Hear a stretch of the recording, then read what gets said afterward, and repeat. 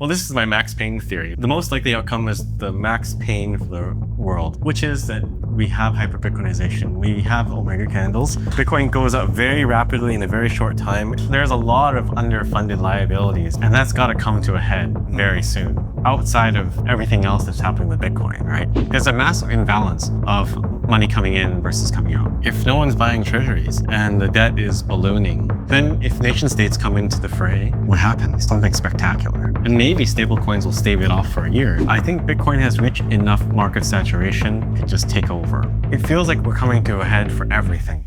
Archie.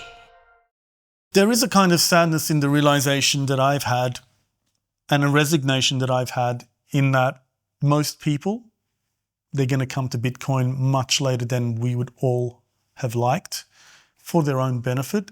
And they will end up putting money into Bitcoin at a time when you're like, oh, so I can either give it to the bank, deposit my money in a bank for like 4%, or I can get like 8% in Bitcoin, so I'm going to make a 50% allocation. And like, man, why didn't you just do this 10 years ago, right? Because like we all have regrets about not buying more 5-10 years ago.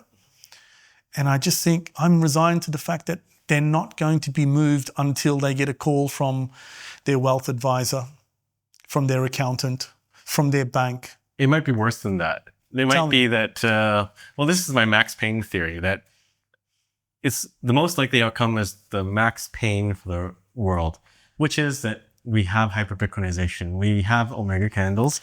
Bitcoin goes up very rapidly in a very short time, and if people just earn Bitcoin, you don't even get a call from your financial advisor. It's just your paycheck is in Bitcoin and you're going to get like 15 sats an hour. Wow, you think there could be a turning point, not even a turning point. What am I looking at? A flashpoint once we cross a threshold and it just goes crazy. Monetary collapse is usually very abrupt. If you look at history, like the collapse of the German mark, it's not like 10 years, it's like a year. And you have massive swings in volatility. Well, from the UK, just from the UK perspective, how much of the pensions are underfunded? I think I haven't looked at the numbers, but they've got a problem with underfunded pensions, just like Social Security in the United States. Yeah, but there's a lot of underfunded liabilities, and that's got to come to a head very soon. Outside of everything else that's happening with Bitcoin, right?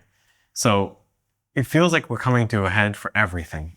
You have massive demand from all these treasury companies buying, MicroStrategy. You have ETFs now with like 1.3 million and more coming in. Like there's a massive imbalance of money coming in versus coming out. Like flows are net positive for ETFs.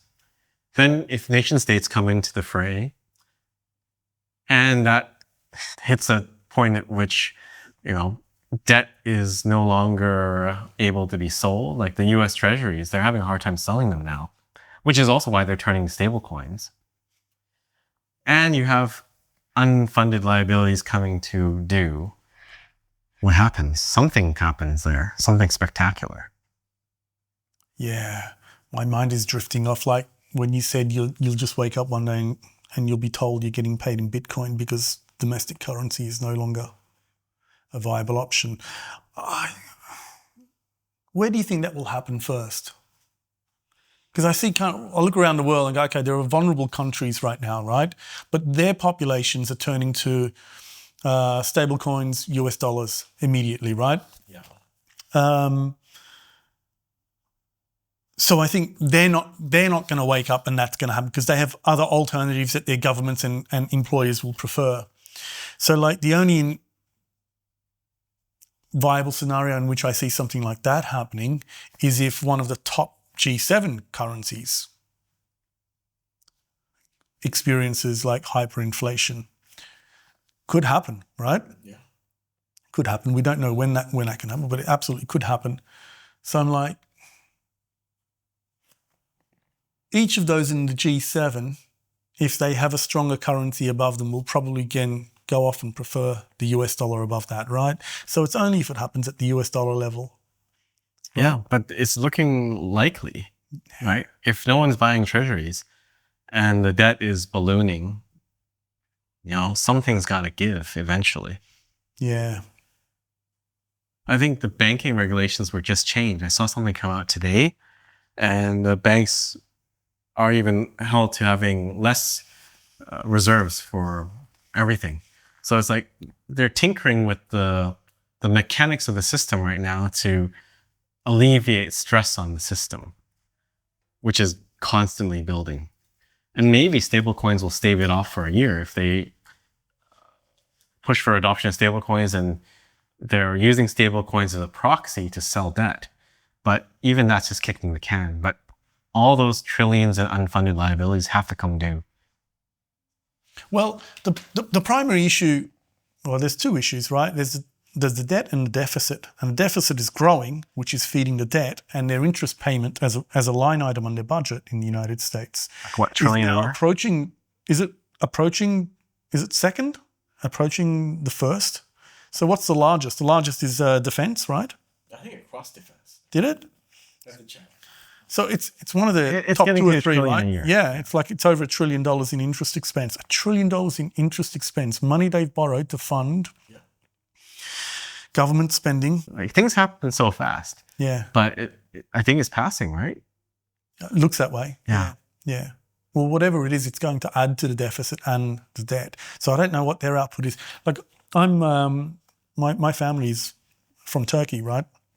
Now, I know just in my lifetime alone, they've reset their currency twice that I can remember. I didn't live through that because I'm not from there, but we're from there, right? But it's almost like the next day people just get on with life. It's like nothing happened, right? But with Bitcoin, you can't reset a currency anymore. I know. You can reset if there's no other I'm thinking choice. about the United States resetting its currency. I don't think you can. Not with Bitcoin. You don't think with Bitcoin as an option, you can reset a sovereign currency? You can reset a currency if there's no other choice, right? Like, if the people have nothing else to turn to, then you can reboot it. Like Argentina, Taiwan, like lots of countries reset all the time. And here's a new one. But if there is an alternative, like, okay, let's break it down a little bit. So let's say you're an African country and you want to reset. You can do that because dollars are not that accessible to the population. But now you have dollars that are accessible. So like for Nigeria, they tried to push the e-Naira, but no one was adopting it. And I think that's likely because everyone was using stablecoins. So you have the Naira still, but you have that alternative. Now for the US, well, first of all, I don't think you can reset the reserve currency of the world. I think it's too difficult because everyone is using it, right? It's just going to either fail or not fail. So I think you can reset it, but whether or not you remain the global reserve currency after that is a different story. Right, but if you have an alternative, it's really hard to reset. If you say we're going to have new US dollar, would people rather have Bitcoin? And if we have all the mechanisms to use Bitcoin as money, like all the wallets and cheap payments, wouldn't they just go into Bitcoin? Like if the news came out one day, we're going to make new US dollars, would people scramble to get into Bitcoin or sit with their dollars and wait for the conversion point of new US dollars? So we can use the Turkey example and the US dollar in place of Bitcoin because in Turkey, people have access to the US dollar, right? And so my cousins, for example, for the longest time, I knew when I was, when they were younger, they would work and save in dollars, convert. They never really held anything in Turkish lira unless they wanted to spend it in an immediate sense, right? So Real dollars or stablecoin dollars? No, US dollar. There were Real. stable coins back then, Okay. right? So I'm quite a lot older than perhaps you sense.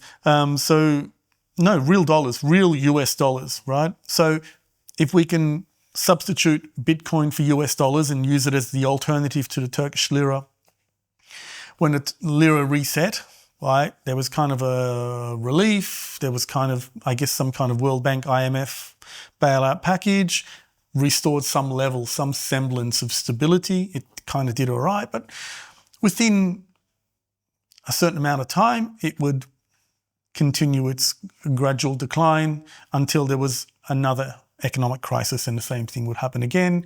Every 15 or 20 years, I guess it's the sort of thing that's happening, right? So like, I look at that scenario and I think, why wouldn't that play out just the same if the US dollar reset its currency? You see what I mean? I guess substituting the US dollar in the Turkish example for Bitcoin is like, okay, maybe they would hold Bitcoin for a time, and then the US dollar would never recover its status again as global reserve currency. But the domestic market in the United States, they would continue using the US dollar. I don't think it would just switch over. I don't think so long as What to see. So here's my theory about hyper-Bitcoinization. Is the thing is like, at least in the immediate future, in the next 10, 20, maybe even 30 years, right? 30 is a bit more speculative. But I just think Bitcoin is not going to take over a G7 country as a predominant means of exchange unless one of those states falls into complete disarray, right? And no one wants to live in a failed state. So the thing is, if you don't want to live in a failed state, that means by extension of that, there will be enough confidence in the state for it to issue its own currency. Because the only states that can't issue a sustainable currency are basically failed states, right? Anything that has some kind of semblance of stability, some level of confidence in the operation of the administration, issues its own currency. And I don't think any state will ever give that up. And I think so long as a state is not failed, people will have enough confidence to use that kind of currency, right? And I don't know how Bitcoin dislodges that logic in my mind yet. Well, I think they're going to fight and try to maintain power over the printing press for various reasons, like for their view of why it's good for society. But I think if people recognize Bitcoin as an alternative, and it is like a practical replacement, I don't see them switching. It's just like the CBDC in Nigeria never took off. You could almost use the CBDC as a proxy for a currency reset. Are people going to use it? And I think even in China, people aren't willing to use the CBDC. They're still sticking with, WeChat Pay and Alipay, which is like a digital wrapper around the RMB. But we'll see. I mean, it'd be interesting to watch and see if any country right now, like in the next year or so, that does try to issue a new currency can succeed in doing so, because I think Bitcoin has reached enough market saturation and the infrastructure around it, like wallets and everything, are at the point at which it could just take over.